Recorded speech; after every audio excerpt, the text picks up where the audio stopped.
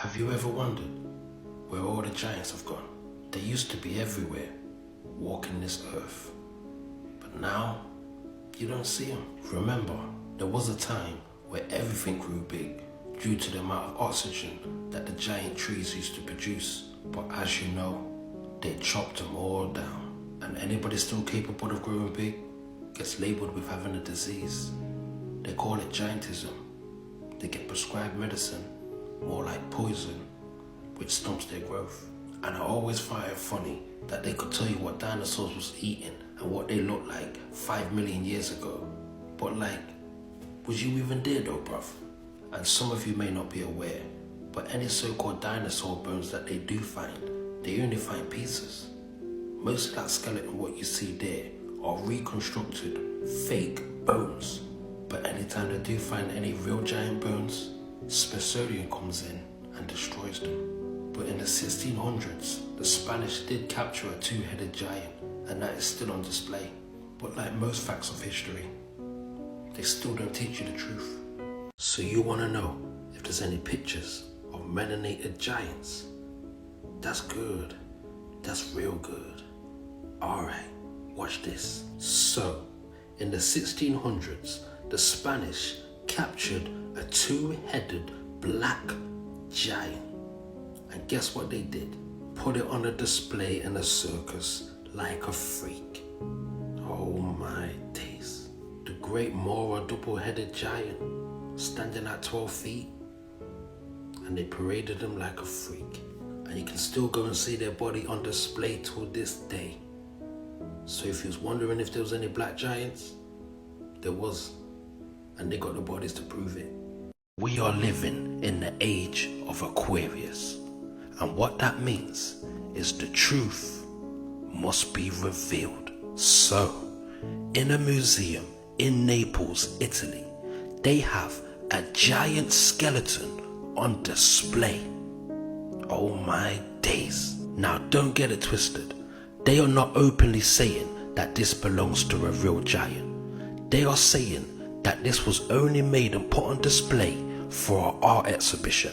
But what I find really interesting is that they've got certain books and information stating how big humans used to be. Oh my diddy. Yes, they did. So if you don't know by now, what happens in the dark must come to the light. So you still don't believe that giants existed? Okay. Let me ask you this question. Why is it when settlers find new land, the first thing they do is build these gigantic megastructures with these huge doors? We're talking about a time where resources and materials weren't so easy to come by. And yet, you're building doorways like this? It's not even practical or realistic. Somebody must have got the measurements wrong. Some say they built these doors because they look nice. Some say they built these doors because they was easier to operate. And some say you need to be 36 feet to use them. Giants just don't live as long as they used to. And I think I know why.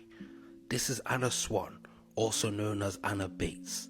And she was born in 1846. And as she got older, her health deteriorated and she died at the young age of 42. She stood at 7 foot 11 inches. Look how big her dress was.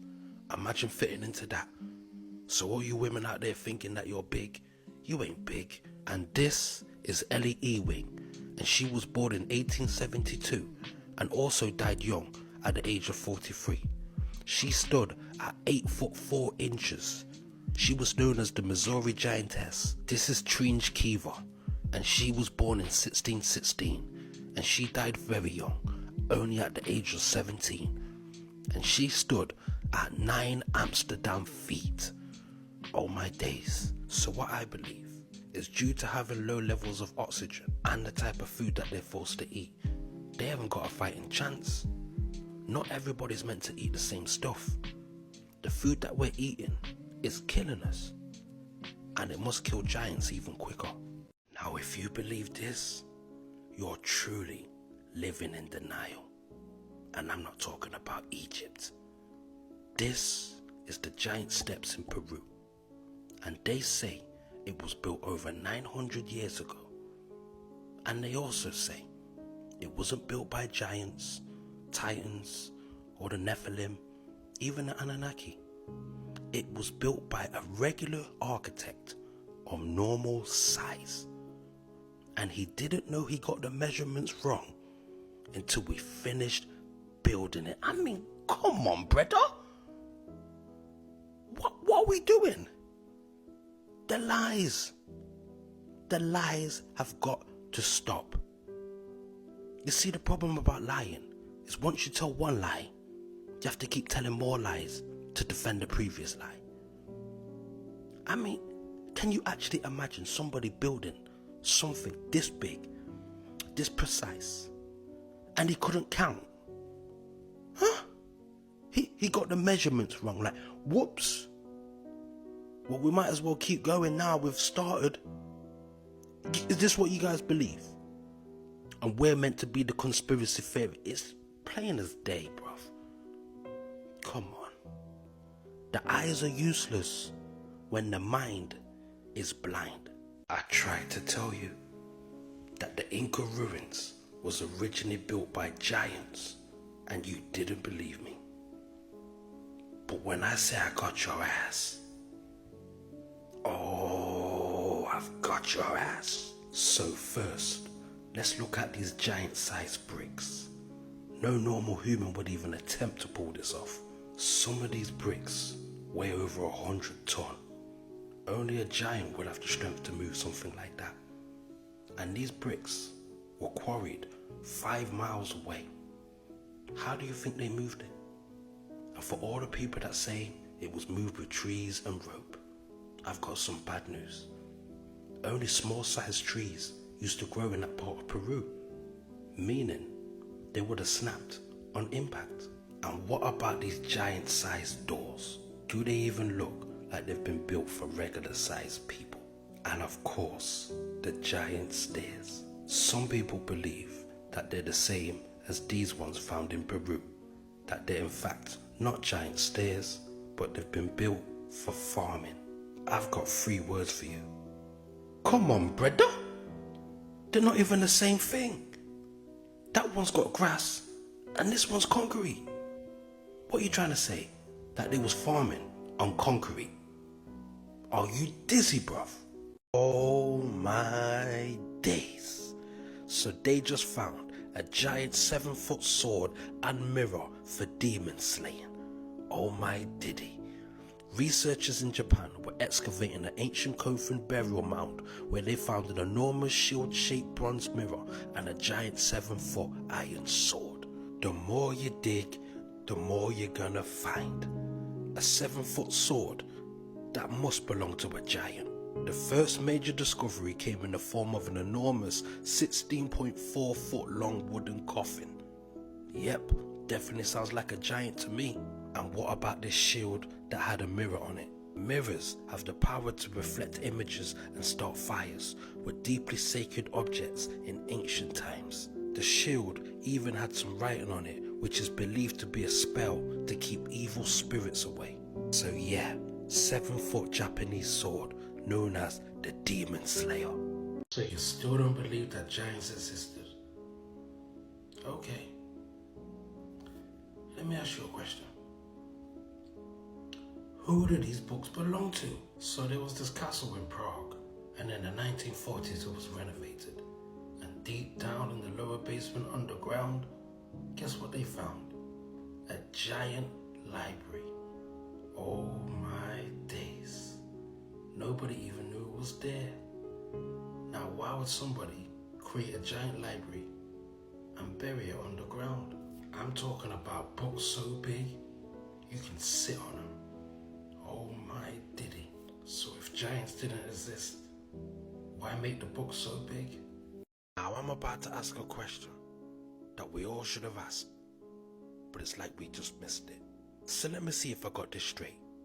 The dinosaurs was killed by a meteorite. All of them just wiped out by a big giant burning rock. Then how did the bones survive? Now listen, how did the bones survive? I imagine if a big meteorite wiped out every living dinosaur, that the bones would have been crushed into dust. And yet, these men are trying to show me skeletons in a museum, brother. And to add insult to injury, the first dinosaur to ever be described scientifically was by a British fossil hunter called William Buckland. Man like William, you know, found some fossils in 1819. And then he just named them as a dinosaur. Come on, brother. And from them raggedy bones, they've managed to figure out what these dinosaurs was eating, what they looked like, who was a vegetarian, who was a carnivore, who was a meat eater. 500 million years ago, that's what they're claiming from these raggedy bones. Come on, brother. Let me ask you a question. Do you believe in dragons or dinosaurs? Creation or evolution? There's been many tales about dragons, but they all get labelled as being a myth, even though we've been told many times that St. George killed a dragon. Even the Bible talks about dragons, but it never mentions dinosaurs. So now let's talk about dinosaurs and evolution. So allegedly, 56 million years ago, dinosaurs lived on this earth, but there was no humans. So what I want to know is, where did we get all this documentation from? How do you know what they was eating and what they looked like if there was no humans even there? And it's the same thing with evolution. You're trying to tell me that we once was a fish that evolved into a monkey, then evolved into a human. Okay, makes sense. But the only problem is, the fish is still a fish and a monkey is still a monkey. Why is nobody changing now? So basically what I'm trying to say is, what I think is dinosaurs are really dragons. So you're trying to tell me that they just found a skeleton of a dinosaur?